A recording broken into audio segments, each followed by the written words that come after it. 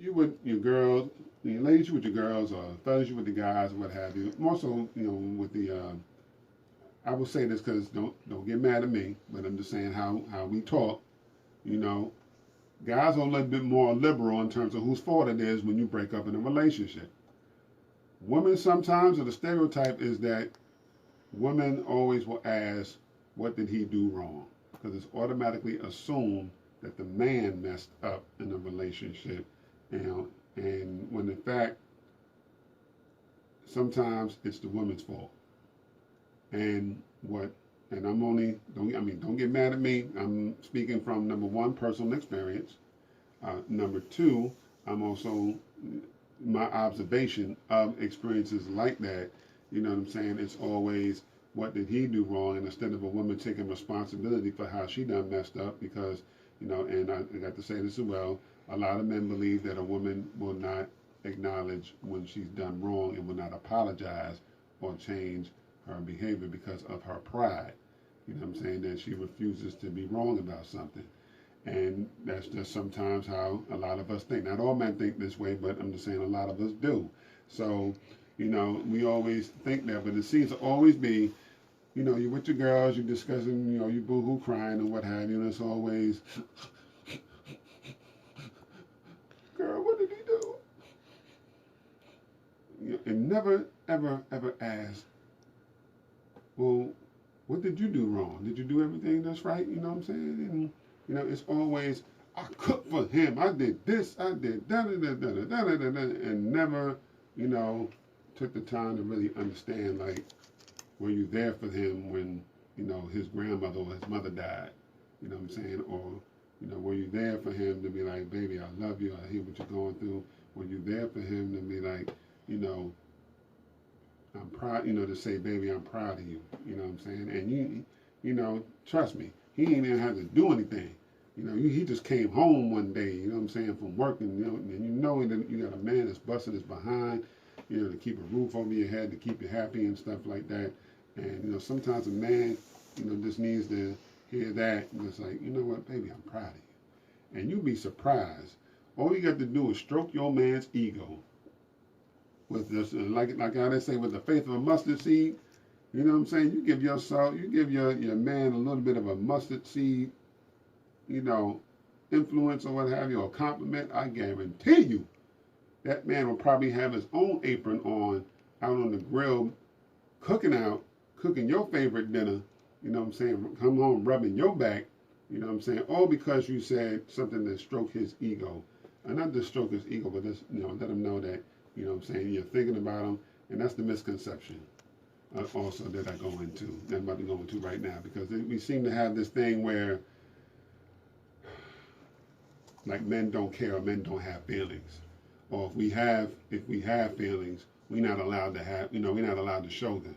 You know what I'm saying? Or, and this goes both ways, because you could be a man that really, really loves his woman. But, don't let your boys see that, because now all of a sudden, oh man, that girl got you whooped. You know what I'm saying? What's wrong with you sitting here buying flowers for her and everything? And then you sitting there, mad and wondering why sometimes your man might not show you affection because he's afraid of looking like a punk. But at the same time, let's flip it. You come home, he comes home, he's crying. And apparently crying is, if a man cries, is a sign of weakness. You know what I'm saying? Like, men ain't allowed to cry. That's why Michael Baisden's book is perfectly titled, Men Cry in the Dark. I believe he wrote a book called Men Cry in the Dark. You know what I'm saying? And we're not allowed as men to be vulnerable. You know what I'm saying? Part of toxic femininity is this, and I'm sure there are a lot of fellas out there that can attest to this. Boom, for instance, if a man comes home and is crying because, let's just say because he's stressed and doesn't know how to handle a certain situation that he's going through right now, because men, we get stressed. You know what I'm saying? Because, a lot of times we're not allowed to have that moment. You know what I'm saying? We're not, society doesn't allow us to be like, to have that, man, it's going to be all right type moment, because as us, we're just not allowed to have emotions. You know what I'm saying? We're just supposed to just suck it up, and keep it moving. You know what I'm saying? And we're just not allowed to have that. which is not true. You know, we're human beings. We're not machines. You know what I'm saying? That's why I don't like when, for instance, you know, when a father either dies or when a father has left the relationship between a child's mother. Let's say like they have like a 5 or 7-year-old boy, you know, 5 or 7-year-old son, and it seems to me like, you know, you have a lot of single mothers that say, you know, you're the man of the house now. You know what I'm saying? You should not be allowed to call the 5 or 7-year-old boy, you know, a man. He is not a man. He is a boy. You know what I'm saying? You know, stop telling your young boys to suck it up, be a man. He is not a man. He is a child. You know what I'm saying? And he has to be allowed to learn and handle those emotions. See, that's part of the thing. See, men are taught as young boys to fight with your fists. You know what I'm saying? So, you know, if there's a certain problem that we have, it's like, you know, go out and fight, or, you know, toughen up. You know what I'm saying? Sometimes as fathers, you know, we have a tendency to, you know, pound our son's chest or what have you, or straighten up, and it's like, you know, toughen up, suck it up. So what, you fell? You know what I'm saying? You know, and I've learned what I think or what I've tried to do. Oh, tried. Use a bad word. Sorry, that's a bad word. Trying to use trying no more. See, I just did that. See that what I just did there? Listen, I'm focusing now on letting my child grow up, my sons grow up to be men. You know what I'm saying? There are times when they are going to cry, and I'm going to allow them to do that because I'd rather have a son. I'd rather, you know, raise a son who's in touch with his emotions rather than, you know, a robot who has no idea how to, you know, communicate and express himself. You know what I'm saying? Because what's going to happen at the end of the day, if he has no idea how to express himself, by the time he gets married, he's going to have a frustrated marriage because his wife, as stereotypically, you know, women stereotypically want to talk and talk things out.